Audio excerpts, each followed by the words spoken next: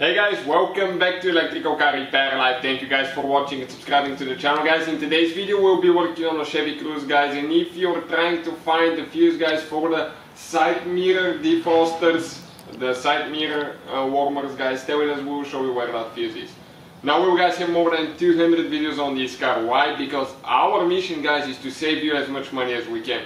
All we need in return, please subscribe to the page, like the video and drop a comment below. And please leave us an honest comment, guys. Let us know what you like, what you don't, so we can improve together. Now, let me show you now the mirrors, guys, quick. Not every Cruze will have automatic, mirror defrosters and all that stuff. Some will do, some don't. But let us show you guys where the fuse is. We need to first, guys, open. Okay, we need to open the hood, support it here. Okay, perfect. Now, this is the fuse box right here, and that's where we will be working. Now, depending on the model, it might be one fuse or another one, so we need to find out now. Here, guys, you have 1, 2, 3 clips that we need to remove, squish towards each other, pull up, like that. Now, the fuse, guys, that we're looking at, okay, you're going to see this one will be the only fuse like that, guys, in the fuse box. Okay, this is the fuse right here. It could be 60 or 61. On some cars, that fuse, guys, okay, might be at a different location. Okay, 60 is towards the left. Okay, 61, let me show you where 61 is. Will be, if it's placed right here. This one will be 61. In our case, it's fuse number 60, guys.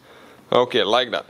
But how you guys replace it if you're on the road? Okay, all we have to do now, you need to locate your fuse puller. You have one clip here, push it back, pull up, go with that clip, guys, stretch it like that, go on top of the fuse, let go, squish on the front, pull it out.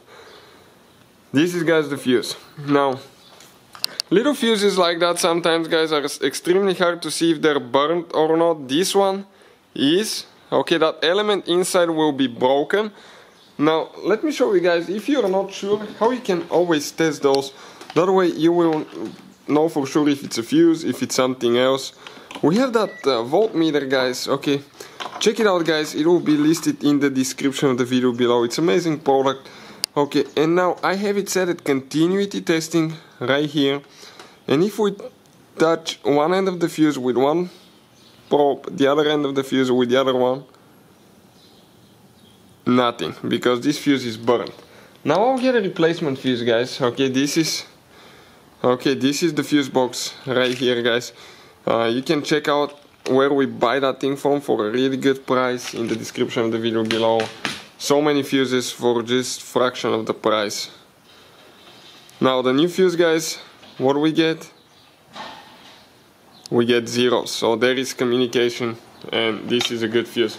So what we need to do now, okay, we just need to go ahead, place the fuse.